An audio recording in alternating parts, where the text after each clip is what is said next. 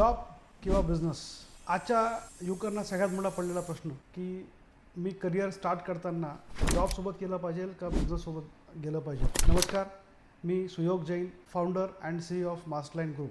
आज आपण प्रत्येक युवकाला जो सगळ्यात मोठा प्रश्न त्याच्या करिअर निवडताना होतो याच्यावर आपण डिस्कशन करणार आहोत. आणि माझ्याकडे बरेच मित्र, बरेच स्टुडंट्स येत असतात की आम्ही आमचा करिअर चूज करताना आम्ही जॉबसोबत गेलं पाहिजे और आम्ही बिझनेस स्टार्ट केला पाहिजे. हा सगळ्यात मोठा कन्फ्युजनचा पार्ट सगळ्यांसोबत असतो. हे जेव्हा आपण पाहतो की सिलेक्शन कसं केलं पाहिजे, त्या संदर्भात डिसिजन मेकिंग कशी केली पाहिजे, चूज कसं केलं पाहिजे, त्यामध्ये कोणत्या कोणत्या गोष्टीला आपण प्रायोरिटी केली पाहिजे, ह्या सगळ्यांना जेव्हा आपण एकदा ॲनालाइज करून तेव्हा आपण डिसिजन घेतो, मला वाटतं तो बेस्ट पर्याय आपल्यासाठी असेल.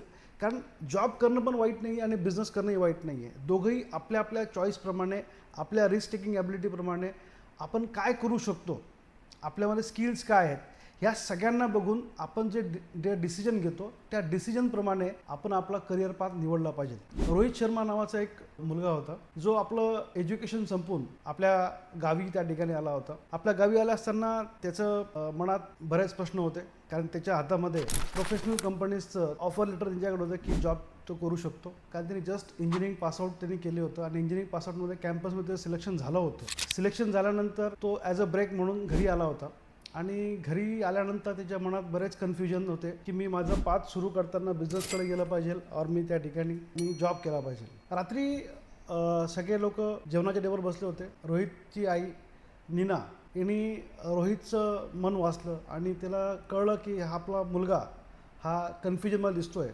मग त्यांनी विचारलं, बाळा काय झालं तुला, बेटा काय झालं तुझं, काय अडचण आहे तुला.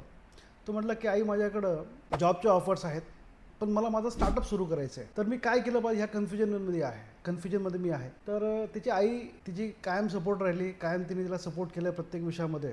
त्या डिस्कशन तिने सुरू झालं आणि त्या डिस्कशनमध्ये त्यांचं जेव्हा चालू झालं, आई जी होती ती स्थिरता पाहणारी होती की सिक्युरिटी असली पाहिजे, स्थिरता असली पाहिजे. बिझनेस जो आहे याच्यामध्ये अनिश्चितता असते, त्यामुळे तिने तिचा प्रेफरन्स होतं की त्या ठिकाणी जॉब केला पाहिजे. परंतु मुलाच्या मनामध्ये एक भावना होती की मी स्टार्टअप चालू केलं पाहिजे आणि स्टार्टअप चालू करून मी माझं करिअर पुढे घेऊन जायला पाहिजे. ह्या कन्फ्युजनमध्ये असताना रोहितने आणि त्याच्या आईने डिसाईड केलं की त्याचे जे गुरु होते विक्रम पटेल यांच्याशी डिस्कशन करून पुढचं करिअर पाथ निवडायचं कसं हे आपण ठरवूया.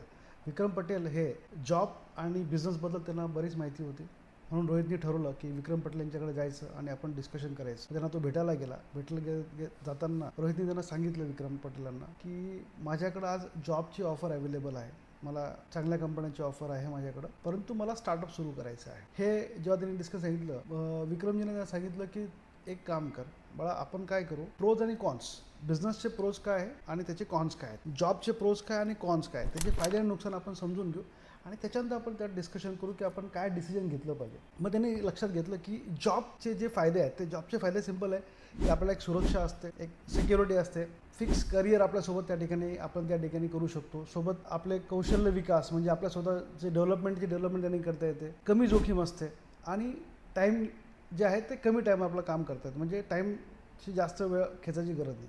पण त्याचे नुकसान काय, त्याच्यामध्ये नुकसान असे की नियंत्रित आपल्या याच्यामध्ये आपलं आयुष्य घडून जातं. दुसरी गोष्ट, जे इन्कम सोर्स आहेत त्याचे एक लिमिटेशन्स त्या ठिकाणी दिसतं. तर हे नुकसान आपल्याला जॉबचे आहेत.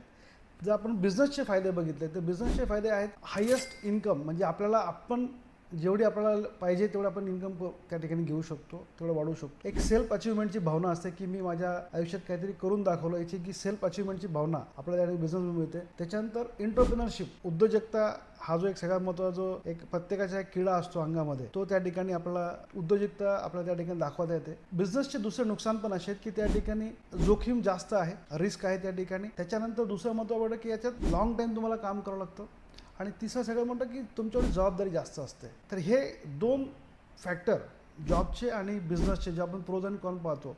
मग रोहितने जेव्हा हे त्याला लक्षात आलं की हे प्रोज आणि कॉन्स आहेत, मग त्यांनी सांगितलं की ठीक आहे साहेब, मी काय करतो की एक माझं स्वतः पाहतो. सोबत मग विक्रमजींना सांगितलं की तुझ्या आणखी असेसमेंट करताना तुझ्याकडे स्किल्स काय आहेत. मग त्याने स्वतःमध्ये असलेले स्किल्स आणि स्वतःचे असलेले रिसोर्सेस यांचं त्याने त्या ठिकाणी लिस्ट त्याने स्वतः बनवली की मला माझ्या कोणत्या स्किल्स त्या ठिकाणी आहेत आणि त्या ठिकाणी मी माझ्याकडे रिसोर्सेस काय काय ह्या सगळ्यांचं त्यांनी जेव्हा मूल्यांकन केलं तेव्हा ह्या गोष्टी त्याच्या लक्षात आल्या की मी जॉबसाठी परफेक्ट आहे की मी बिझनेस केला पाहिजे. जेव्हा डिसिजन मेकिंगचा टाईम आला तेव्हा रोहितने त्याचे गोल ॲसेस केले की मला माझ्या आयुष्यात काय कुठपर्यंत पोचायचं आहे. त्यांनी असेसमेंट केली. त्यांनी त्याच्यात येणाऱ्या रिस्क की माझ्या बिझनेसच्या रिस्क आहे आणि जॉबच्या रिस्क आहे याचं त्यांनी एव्हॅल्युएट केलं. त्यांनी सगळे ऑप्शन त्यांनी एक्सप्लोअर केले की माझ्या बिझनेससाठी मला काय काय ऑप्शन्स आहेत, जॉबसाठी मला काय काय ऑप्शन्स आहे, हे दोन्ही त्यांनी एक्सप्लोअर केले. त्याच्यानंतर बऱ्याच लोकांनी त्यांनी ॲडवाईस घेतली, अजून विक्रम पटलेंची ॲडवाईस घेतली. त्याच्यानंतर एक निर्णय घेतला की आपण स्टार्ट स्मॉल,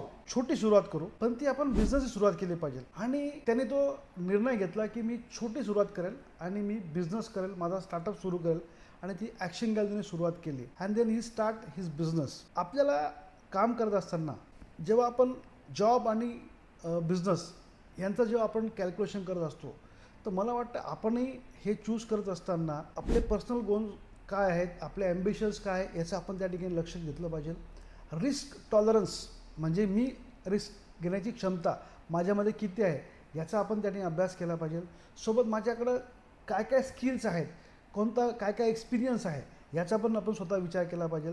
सोबत फायनान्शियल कन्सिडरेशन म्हणजे माझ्या इन्कमची माझ्या फॅमिलीला किती आवश्यकता आहे याचं एक कन्सिडरेशन आपण त्या ठिकाणी केलं पाहिजे. सोबतच लाईफस्टाईल आणि वर्क लाईफ बॅलन्स म्हणजे मी माझी जी काम करण्याची प्रवृत्ती आहे, मी लाँग टाईम काम करू शकतो, मी पूर्ण माझ्या एफर्ट्स लावून काम करू शकतो का मला एक 9 ते 5चा एक जॉब जो आहे तो माझ्यासाठी सिक्युअर्ड आहे, हे पण आपण स्वतः एव्हॅल्युएट केलं पाहिजे. त्याच्यानंतर मार्केट कंडिशन अँड अपॉर्च्युनिटीज. आजच्या तारखेमध्ये काय मार्केट कंडिशन आहे, त्यात काय कोणत्या अपॉर्च्युनिटीज आहेत याचा विचार करून आपण त्या ठिकाणी आपलं डिसिजन घेतलं पाहिजे. जेव्हा रोहितने बिझनेस सुरू करायचा प्लॅन केला तेव्हा त्याच्या मनात बरेच प्रश्न पडले. सगळ्यात पहिला प्रश्न की मी कोणता बिझनेस केला पाहिजे, सेकंड तो बिझनेस कुठं केला पाहिजे, मला लोक सपोर्ट करतील का, लोक काय म्हणतील, जर मी बिझनेसमध्ये फेल झालो तर लोक माझ्यावरती हसतील, त्याच्यानंतर मला फायनान्शियल सपोर्ट कसा कुठून मिळेल, कॉम्पिटिशन काय असेल, असे बरेच प्रश्न त्याच्या मनात पडले. आणि मला वाटतं तुमच्याही मनात ते प्रश्न नक्की असतील. आपण ह्या सगळ्या प्रश्नांची उत्तरं येणाऱ्या पुढच्या व्हिडिओमध्ये पाहणार आहोत आणि ह्या सगळ्या प्रश्नांची उत्तरं मी तुम्हाला या ठिकाणी देणार आहोत. थँक्यू सो मच, तुम्ही इथपर्यंत हा व्हिडिओ बघितला आहे आणि असंच तुमचं प्रेम मला मिळत राहील. मी सुयोग जैन तुमचा वापस एकदा धन्यवाद करतो आणि खाली तुमच्याकडनं अपेक्षा करतो जर तुम्हाला व्हिडिओ चांगला वाटला असेल तर लाईक आणि सबस्क्राईब नक्की करा. Thank you very much. धन्यवाद.